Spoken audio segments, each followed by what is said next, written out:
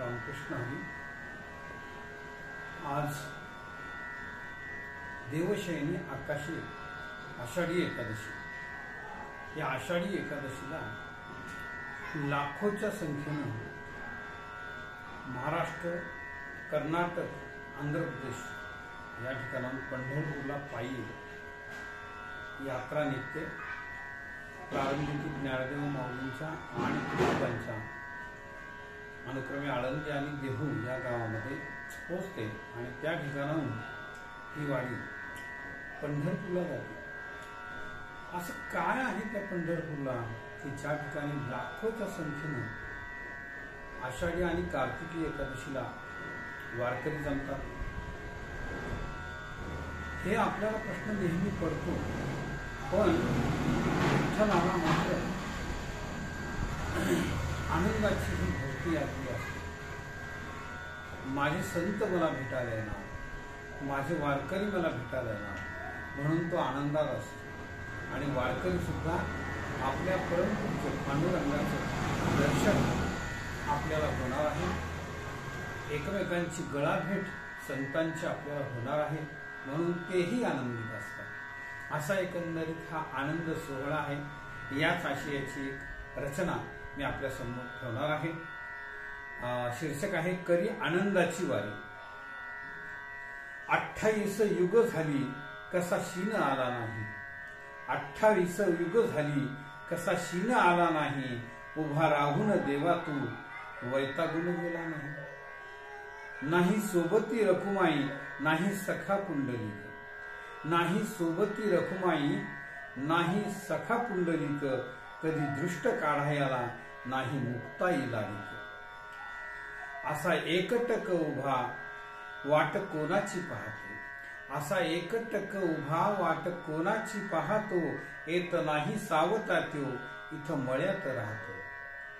अंग झटक बा थोडं आडवाबी होई जरा, अंग झटक बा थोडं आडवाबी होई जरा, दळायाला जाऊ तर नाही जनीचा सहारा।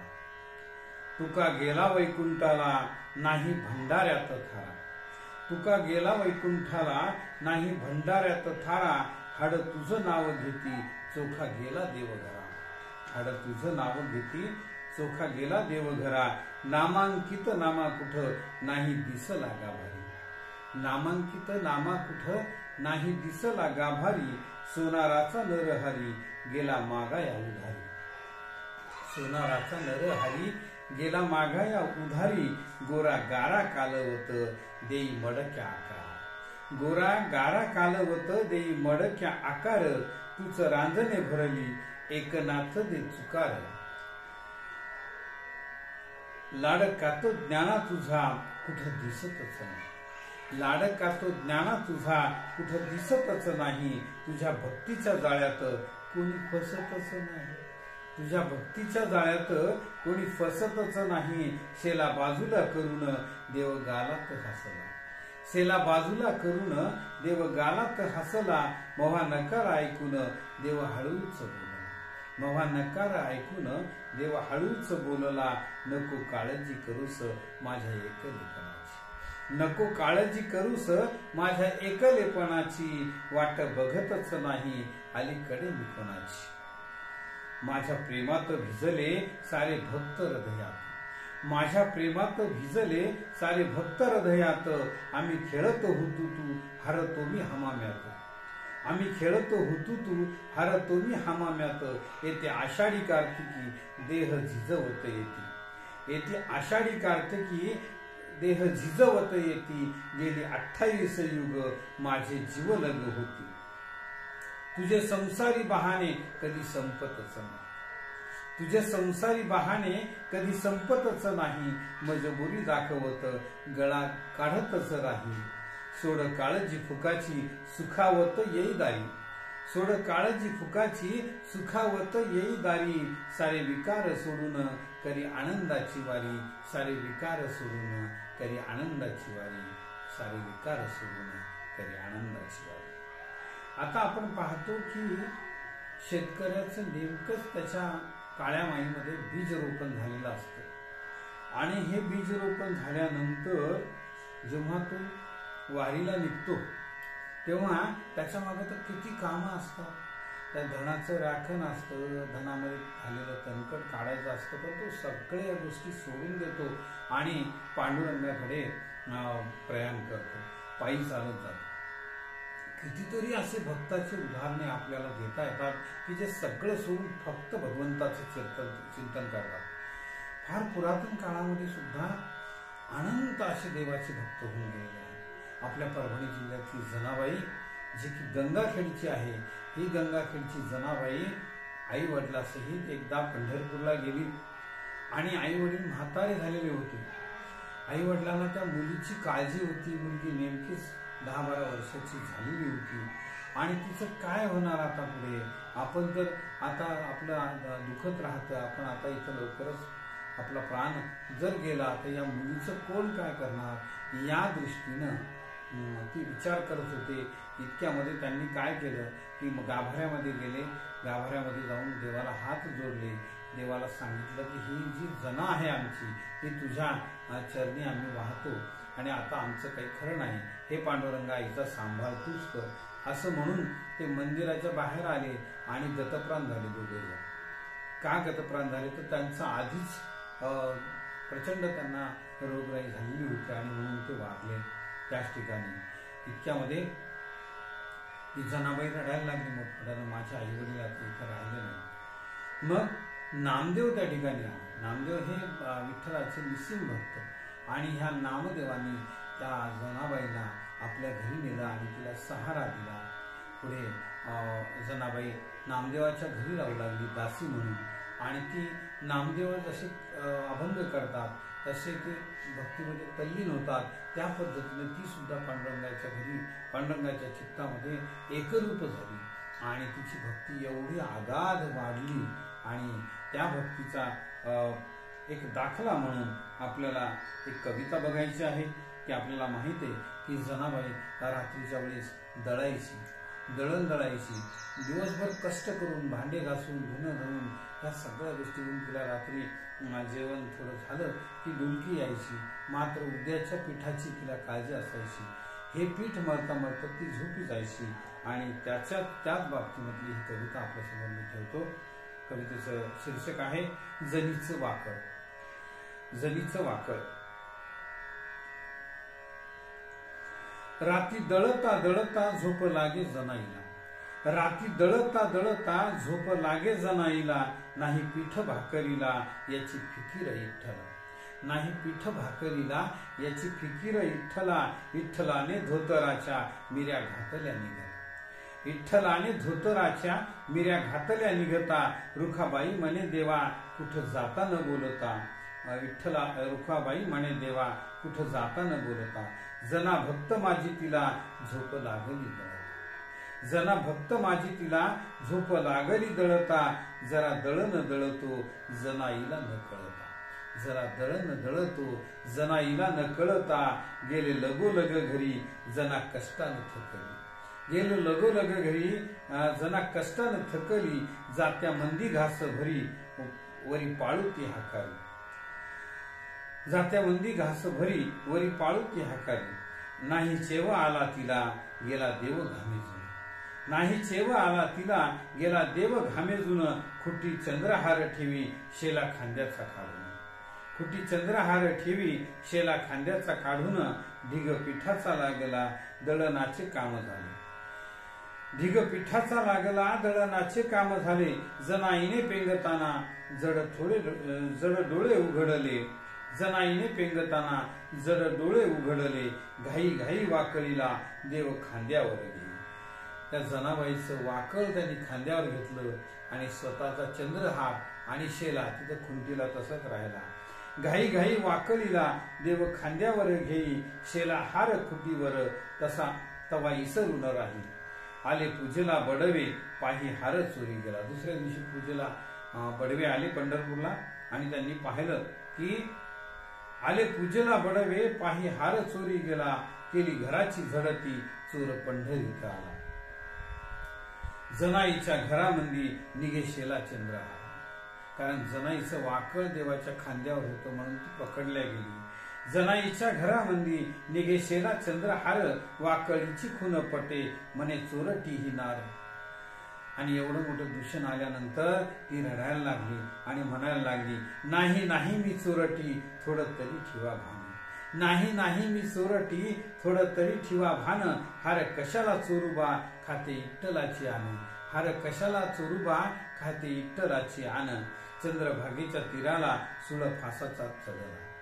चंद्रभागेच्या तीराला सुळ फासाचा रवला, आणि कळ्या फास टाकून या डोंब वडाया धावला. तिचं कोणीच ऐकलं नाही, काय नाही, आणि तिला शेवटी सुळावर देण्याचं ठरलं. चंद्रभागेच्या तीराला सुळ फासाचा रवला, गळ्या फास टाकून या डोंब वडाया धावला. सारी पंढरी रडते, जनाईचा जीव जातो. सारी पंढरी रडते, जनाईचा जीव जातो. आणि इमानाच्या गळ्यावर वार अन्यायाचा होतो. इमानाच्या गळ्यावर वार अन्यायाचा होतो. जना हसत हसत म्हणे देवा बरं झालं. जना हसत हसत म्हणे देवा बरं झालं. तू ह्या भक्तीत देहाचं हाडाचं बा काढ केलं. डोंब वढीतो चराट, करी खटका खालती.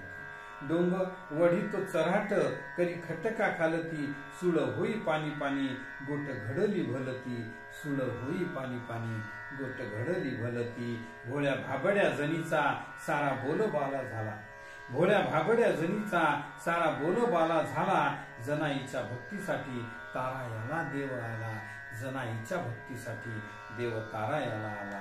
जनाईच्या भक्तीसाठी देव तारायाला आला. अशा पद्धतीनं खूप मोठमोठाने दाखले आपल्याला पंढरपूरच्या या विठ्ठलाचे बघायला मिळतात, ऐकायला मिळतात. आणि असं हे सगळं पाहिल्यानंतर आपल्याला नक्कीच असं वाटतं की हे एवढं काय चैतन्य आहे, पंढरपूरला आहे तरी काय एवढं.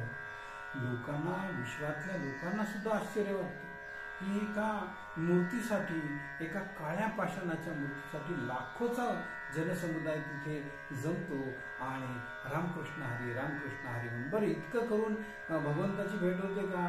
भगवंताचं चित्त फक्त ते आपल्या चित्तामध्ये एकरूप करतात आणि कळसाचं दर्शन घेतात, कारण प्रचंड गर्दी असते. कळसाचं दर्शन घेतात आणि आल्या पाऊली परत निघतात, पण समाधानानं. याच समाधानाची एक कविता आपण ह्या ठिकाणी ऐकूया की वारकऱ्याला काय ईश्वराला मागायचं असतं. काही नको असते, काही स्वार्थासाठी तो काही मागत नाही. जन्मोजन्मी आम्ही बहुपुण्य केले, तेव्हा या विठ्ठले कृपा केली, असं नामदेव म्हणतात. त्या पद्धतीने वारकऱ्याचा आम्हाला आमच्यावर तू कृपा कर आणि आमची वारी चुकू देऊ नको, ही इच्छा त्यांची असते. या आशयाची एक सुंदर कविता आजच्या या आषाढीच्या दिवशी त्याची पूजा कशी झाली आणि पंढरपूरच्या देवाला वारकऱ्यांनी काय मागणं मागितलं नेमकं, हे या ठिकाणी आपल्याला बघायचं आहे. तर या कवितेचं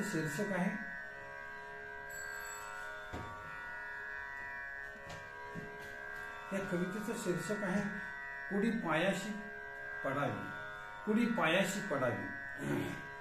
किती साल झाले देवा वारी सेवा घडविली. किती साल झाले देवा वारी सेवा घडविली. आज पूजा घेऊन बा काळी माय धन्य केली. जो पूजेचा मान त्या समोर येणाऱ्या कष्टकऱ्याचा, शेतकऱ्याचा असतो, तो मान आज उस्मानाबादच्या नाशिकच्या अहिरे कुटुंबाला मिळाला आणि त्यांचं मनोगत या ठिकाणी थोडक्यामध्ये मी मांडण्याचा प्रयत्न केला की किती साल झाले देवा वारी सेवा घडविली. आज पूजा घेऊन बा काळी माय धन्य केली. माझी रुखाबाई येई घर गोकुळ सोडून. माझी रुखाबाई येई घर गोकुळ सोडून. उभं पीक रानातल तुझ्या राखोळी सोडून. जीव वारी सुखावला पाय पावलीत दंग. जीव वारी सुखावला पाय पावलीत दंग. पाय पावलीत दंग केला गजर मुखाने ठाई ठाई पांडुरंग. उन्हा पावसात सुख, उन्हा पावसात सुख साचवले पदरात. तुझ्या नाम कीर्तनाचा गोड व्हाया उदरात. तुझ्या नाम कीर्तनाचा गोड व्हाया उदरात. आणि आलो काल तुझ्या गावी चंद्रभागेत बुडालो. आलो काल तुझ्या गावी चंद्रभागेत बुडालो. भल्या सकाळी सकाळी आपोआप पुढे गेलो. भल्या सकाळी सकाळी आपोआप पुढे गेलो. नाही सपन पाहिलं दोघ दारा पुढे आलो. नाही सपन भगवंताच्या भेटीचं स्वप्न देखील म्हणजे प्रत्यक्षात पूजा होईल आपल्या हातून असं कधी कोणी बघत नाही. फक्त एक वारीचं चिंतन करत करत मनन करत करत वेगवेगळ्या ठिकाणच्या अभंग गाठ, भारुड गाठ, सोंग घेत दरमुक्काम दरकोस करीत एवढं मोठं अंतर, आळंदी ते पंढरपूर एवढं मोठं अंतर पादाक्रांत करून फक्त काय तर तिथल्या माती कपाळाला लावायला जरी मिळाली तरी ते धन्य मानतात. म्हणून ते काय म्हणतात की नाही सपन पाहिलं दोघं दारापुढे आलो आणि तुझ्या मानकरी नाम घेता डोळी असावं. आणि एकदम अचानक नाव माझं घेतलं गेलं आमचं आणि त्या दृष्टीनं हे नाव भगवंताच्या पूजेसाठी माझं घेतलं गेलं. माझ्या डोळ्यातून गळगळा अश्रू वाहू लागले. असं तो शेतकरी कष्टकरी म्हणतो की नाही सपन पाहिलं दोघं दारापुढे आलो तुझ्या मानकरी नाम घेता डोळी असावं.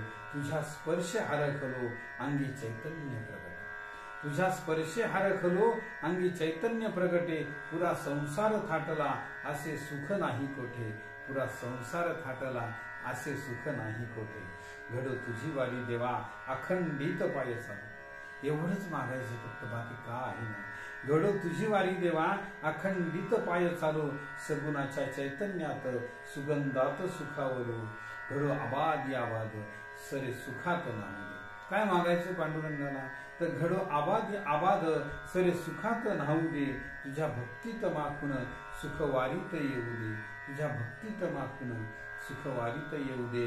यावा पुढला बी जन्म पुन्हा वारीही घडावी. यावा पुढला बी जन्म पुन्हा वारीही घडावी. शेवटाला पांडुरंगा कुडी पायाशी पडावी. शेवटाला पांडुरंगा कुडी पायाशी पडावी. किती दिव्य मागणं आहे की हे भगवंता मला पुन्हा पुनर्जन्म दे. पुनर्जन्म पुनर्मरण अशा पद्धतीने पुन्हा एकदा जन्म दे आणि हाच ईश्वराचा लळा मला असू दे. तुझा लळा मला असू दे. आणि शेवटी हेच मागतो की असं मला म्हातारपण दे आणि त्या वारीमध्ये आल्यानंतर तुझ्या पायाच्या ठिकाणीच माझा देह पडू दे. मला त्या ठिकाणी मरण येऊ दे. अशा प्रकारचं मागणं त्या कष्टकरी मानकरी त्या वारकऱ्याचं आहे. आणि हे आपण आता बघितलेलं आहे. किती भगवंत श्रेष्ठ आहे. किती हा भगवंत गोरगरिबाचा आहे. किती हा चैतन्याचा सुख सोहळा आहे. किती आपण पाहतो की सवळं ओवळं आणि किती किती वेगळ्या वेगळ्या प्रकार असतात. इथं कुठल्या प्रकारचं सवळं नाही, कुठल्या प्रकारचा भेदभाव नाही. यारे यारे अवघे जण. इथे नारी आणि नर म्हणजे नारी नर ही जात ती जात, हा धर्म तो धर्म असा कुठलाही भेदभाव नाही. लहानाच्या सुद्धा वारकरी संप्रदायामध्ये पाया पडतात. किती मोठा भाव आहे हा. किती मोठा भाव आहे. तर ह्या सगळ्या याच्यामध्ये आपल्याला हे बघायला मिळतं की हा सगळा जो भाव आपल्या डोळ्यामध्ये दाटलेला असतो आणि तेच आपल्याला एका अभंगातून मी इथं एक वेगळं तत्व मांडण्याचा प्रयत्न केलेला आहे माझ्या स्वरामध्ये. देखलिया दुग्ध त्यात शोधे घृत. देखलिया दुग्ध त्यात शोधे घृत. दोहोंचे अमृत केव्हा कळे. दोहोंचे अमृत किरणांचे स्रोत भास्कराचे रूप. किरणांचे स्रोत भास्करांचे रूप. दोघांचे स्वरूप केव्हा कळे. दोघांचे स्वरूप जलाचे निथेंबे हिमरूप होय. जलाचे निथेंबे हिमरूप होय. भेदाभेद नाही, भेदाभेद नाही केव्हा कळे. भेदाभेद नाही. धेनु वासराची माता लेकराची. धेनु वासराची माता लेकराची. रीत वात्सल्याची, रीत वात्सल्याची केव्हा कळे. रीत वात्सल्याची. चंद्रमा शीतल ऋषी मुनी शांत, चंद्रमा शीतल ऋषी मुनी शांत, अंतरी प्रशांत केव्हा कळे, अंतरी प्रशांत. सरिताही धावे सागर उसळ, सरिताही धावे सागर उसळ, जल एक भावे, जल एक भावे केव्हा कळे, जल एक भावे. स्थितप्रज्ञ संत देवाचे स्वरूप, स्थितप्रज्ञ संत देवाचे स्वरूप, दोघे एक रूप केव्हा कळे, दोघे एक रूप. श्रीदास म्हणे सोडावे विकार, श्रीदास म्हणे सोडावे विकार, अद्वैती स्वीकार, अद्वैती स्वीकार केव्हा कळे, अद्वैती स्वीकार केव्हा कळे, अद्वैती स्वीकार केव्हा कळे, अद्वैती स्वीकार. वेगवेगळ्या प्रकारचं तत्व आमच्या या वारीमध्ये आम्ही वारकरी मंडळी अनुभवत असतो. ही आनंदवारी आहे, ही सुखाची वारी आहे, ही देहाचे आणि परमात्म्याचं मिलनाची ही वारी आहे. संतांचं संतांशी एकरूप होणं, वारकऱ्याचं एकरूप होणं, ताल मृदुंग वीणा टाळ या सगळ्या गोष्टीचा आस्वाद घेत, आनंद घेत, उभं रिंगण करत, आडवं रिंगण करत, दर मुक्काम दर कोस करत ही आनंदवारी पुढे पुढे जात असते. पाऊस असो, ऊन असो, वारा असो, प्रत्येक गोष्टीतलं आलेलं संकट हे त्यांना संकट वाटतच नाही, कारण फक्त मनामध्ये ध्यास असतो तो पांडुरंगाचा, विठ्ठलाचा. अशी ही आनंदवारी आपण अनुभवूया या कवितेतून.